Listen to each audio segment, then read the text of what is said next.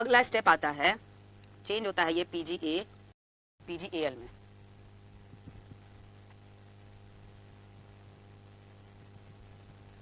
PGL, इसके पास भी आपका 3 कार्बन ही है।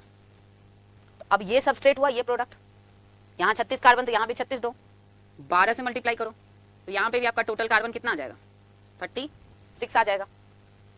इसी को एनसीईआरटी ने क्या लिख दिया है, ट्रायोज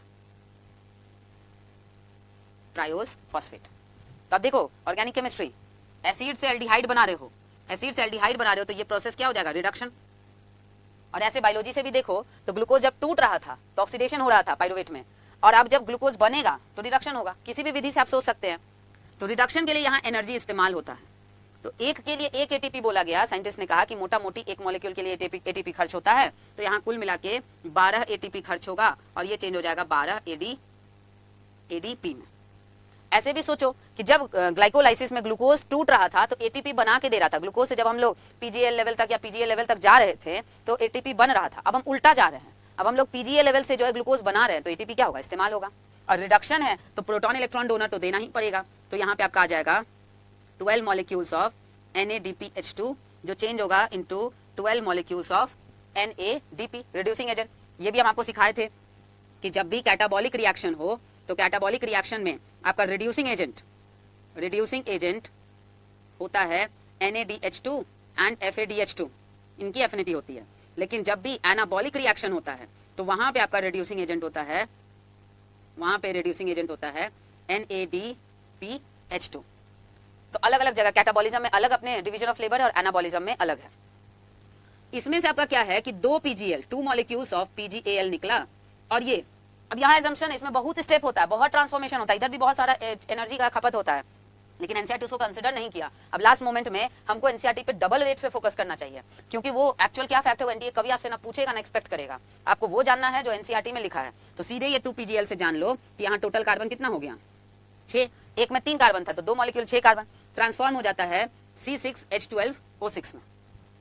और बाकी के जो 10 मॉलिक्यूल्स ऑफ PGAL है, यानी कि जो टोटल कार्बन 30 कार्बन है, वो रिएक्शन में पहले चेंज होते हैं आपके 5 कार्बन के कंपाउंड में, जिसका नाम होता है RUMP, राइबुलोज मोनोफॉस्फेट।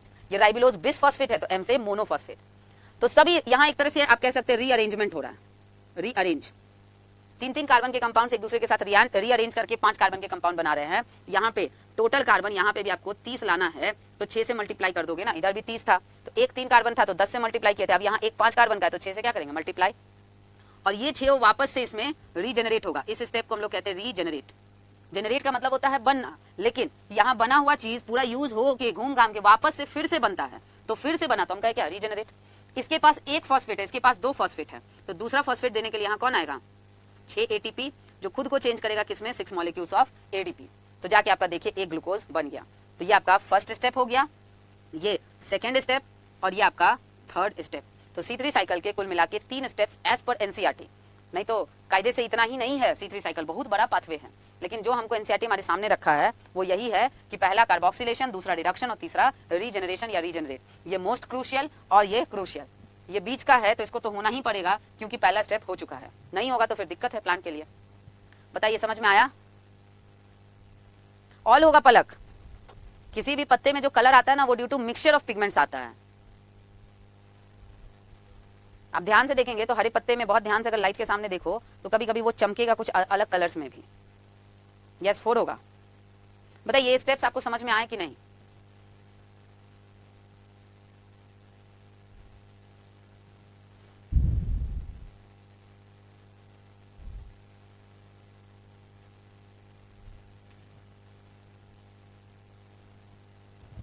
हाँ यस पलक, बिल्कुल सही, very good.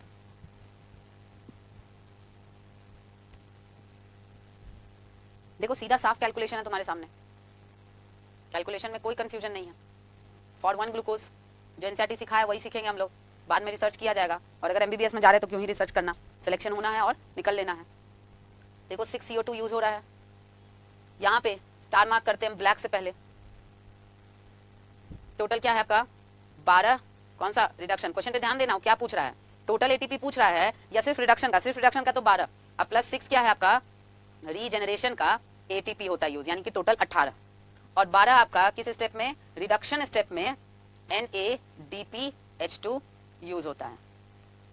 As per NCERT इतना दोगे तो आपका एजम्पशंस माना है कहा है कि एक साइकिल होगा, कुछ बनेगा, फिर दूसरा होगा, फिर तीसरा होगा, चौथा होगा, ऐसे 6 साइकिल होंगे तब जाके ग्लूकोज बनेगा। तो 6 total 6 cycles of C3 cycle होंगे, एक के बाद एक होगा, और ये वाले रास्ते में डायरेक्ट ग्लूकोज बन गया, बीच में कोई एनर्जी वगैरह खपत नहीं होगा। तभी बस एनसीईआरटी सिंपली हमको वैल्यू बता रहा है कि एक प्लांट को खाना बनाने में कितना मेहनत लगता है। तो मेहनत इतना लगता है, आप देखो मात्र एक ग्लूकोज बनाने में 18 ATP और 12 NADPH2 खर्च होता है। C3 साइकिल में किसी को किसी जगह पे कोई दिक्कत है?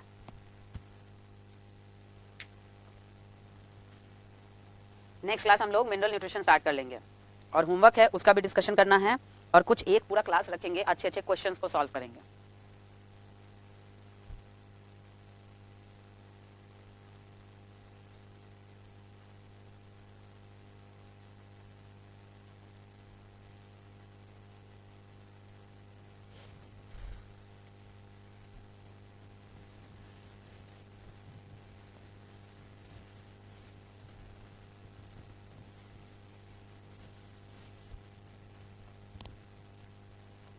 अब देखिए क्या है C4 साइकिल। C4 साइकिल क्या है ना, पहला पॉइंट इसमें याद रखना, इट इज बेनिफिशियल अडेप्टेशन।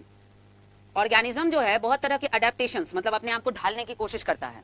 कुछ अडेप्टेशन कभी कभी गलत साबित हो जाता है और कुछ फायदेमंद हो जाता है। ये बेनिफिशियल अडेप्टेशन किस में देखने को मिलता है? In tropical plants.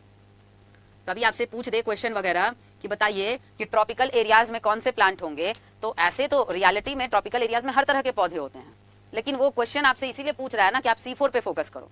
तो ट्रॉपिकल एरियाज में पूछ दे तो कहना कि C4 प्लांट्स होंगे जिसमें C4 साइकिल कैरी आउट होगा।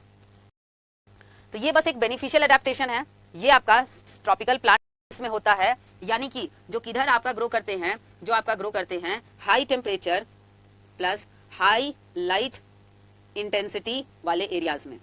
बायोडाइवर्सिटी में पढ़ाए थे ना, ट्रॉपिकल कौन सा हुआ? 23.5 डिग्री नॉर्थ लैटिट्यूड से 23.5 डिग्री साउथ लैटिट्यूड के बीच का जितना एरिया जिसपे बहुत ज्यादा सनलाइट पड़ रहा है, सनरेज आ रहा है, उसी को ट्रॉपिकल एरियाज कहते हैं। वहां पे पाए जाने वाले पौधों में देखने को मिलता है आपका C4 साइकिल। और डेजर्ट में कंफ्यूज मत करना, डेजर्ट में दूसरा होता है, वो हम पढ़ेंगे कैम साइकिल, वो भी हम बता देंगे शॉर्ट में। हमारा ये है C2 है, कैम है, फैक्टर्स है, खत्म। मिनरल एक क्लास में खत्म, ट्रांसपोर्ट 2-3 क्लास लेंगे खत्म, एक क्लास में सवाल, सारा सिलेबस खत्म। और जिसने शुरू से अंत तक रिवीजन क्लास किया, अच्छे से होमवर्क फॉलो किया, 45 लाने से उसको कोई दुनिया की ताकत नहीं रोक पाएगी। तो आज समझ के जिसने कॉन्सेप्ट्स को एनालिसिस किया। अब देखिए होता क्या है इसमें, यहाँ पे ऐसे कुछ अडेप्टेशंस होते हैं, कुछ अडेप्टेशंस होते हैं जिसे है क्या, to increase productivity, to increase productivity and decrease loss. अब ये क्या है, कैसे हैं, यही तो क्वेश्चन हमारा। भाई ठीक है, प्रोडक्टिविटी बढ़ता है, लॉस घटता है, तो ये आखिर क्या है? क्योंकि देखो एक जो हमारा एंजाइम है रुबिस्को, इसके लिए क्या है, कॉम्पिटिटिव है, ये ऑक्सीजन के लिए भी और CO2 के लिए भी। यहाँ पे आपको देखने को मिलता है क्या, कॉम्पिटिटिवनेस, कॉम्पिटिटिव इनिबिशन देखने को मिलता है। ये भी एक एग्जांपल हो सकता है कि सबस्ट्रेट ज्यादा है तो ये जीत जाएगा, अगर ये आपका इनिबिटर ज्यादा है, ये ऑक्सीजन जो है एक तरह का इनहिबिटर है, और CO2 जो है वो एक तरह का आपका क्या है, सबस्ट्रेट है। तो ये आपका रुबिस्को के साथ कंबाइन करने के लिए कंपटीशन रखता है। तो अगर CO2 का कंसंट्रेशन ज्यादा या बराबर है, ध्यान देना ये बराबर का साइन, तब क्या है, देन कोई टेंशन की बात नहीं है, then rubisco has greater affinity with CO2, तब तो दिक्कत की बात नहीं, वो CO2 से ही बाइंड करेगा। But if oxygen is greater than CO2, then rubisco has greater affinity with oxygen, इसलिए इसका नाम है। तब ये कैसे बिहेव करता है, एज, यहां पे बिहेव करेगा एज कार्बोक्सिलेज, और यहां पे बिहेव करेगा कैसे, एज ऑक्सीजिनेज, तभी तो इसका नाम है ribulose 1,5-bis phosphate carboxylase and oxygenase. तो ये हालात है, बराबर तक भी है तब भी ठीक है, लेकिन जैसे ही O2 बढ़ना शुरू हुआ तो ये तो दिक्कत है। तो अडेप्टेशंस इसीलिए किया जाता है, adaptations to decrease O2 availability for rubisco, कि कुछ भी ऐसा हथकंडा अपनाओ जिससे रुबिस्को के लिए ऑक्सीजन की अवेलेबिलिटी घट जाए and increase CO2 availability, CO2 की अवेलेबिलिटी बढ़ जाए। अगर कोई ऐसा तरीका है, ऐसा कोई हथकंडा है, वो बताइए। और उससे अगर रुबिस्को, क्योंकि खुद हार्श कंडीशन में है, ये बेचारा खुद हार्श कंडीशन में ग्रो कर रहा है, और वहां पे अगर हम इसको लॉस, यही लॉस है आपका, ये जो लॉस है यही आपका C2 लॉस, अगले क्लास में इसको हम पढ़ाएंगे। इस लॉस की वजह से इस पे प्रेशर और पड़ जाएगा, तो प्रेशर कम पड़े, इस वजह से ये एक C4 साइकिल एक अडेप्टेशन है, इट इज अडेप्टेशन। ये C4 साइकिल एक तरह का आपका अडेप्टेशन है, ताकि वो रुबिस्को के पास CO2 की अवेलेबिलिटी बढ़ा दे और O2 की अवेलेबिलिटी घटा दे। तो ये बात हुआ कि क्या है, ऑलवेज बॉटनी में 3, साइंस में 3 भाग में पढ़ना, क्या है, कैसे है और क्यों है। तो क्या है तो हम पढ़ लिया, अब कैसे है, क्यों है, ये हमें 10-15 मिनट लगेगा, ये हम लोग नेक्स्ट क्लास में पढ़ेंगे। यहां तक सभी को क्लियर हो गया बच्चे? Yes Rahul, very good. एक टर्न में आपका 1 एटीपी रीजनरेशन पे, तो 6 टर्न में 6 एटीपी रीजनरेशन पे, एक टर्न में 2 एटीपी आपका रिडक्शन पे, तो 6 टर्न में 12 हो जाएगा।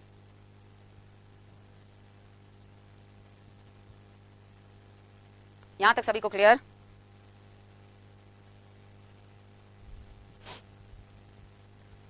चलिए अब हम लोग बाकी का नेक्स्ट क्लास में पढ़ते हैं। थैंक यू एवरीबॉडी, मिलते हैं नेक्स्ट क्लास में, तब तक रिवीजन करते रहिए और क्वेश्चंस बनाते रहिए, और जो भी डाउट्स हैं जितने पॉसिबल है पूछ लीजिए, ऑनलाइन ऑफलाइन जैसे भी है अपने डाउट्स को क्लियर कीजिए। Thank you everybody.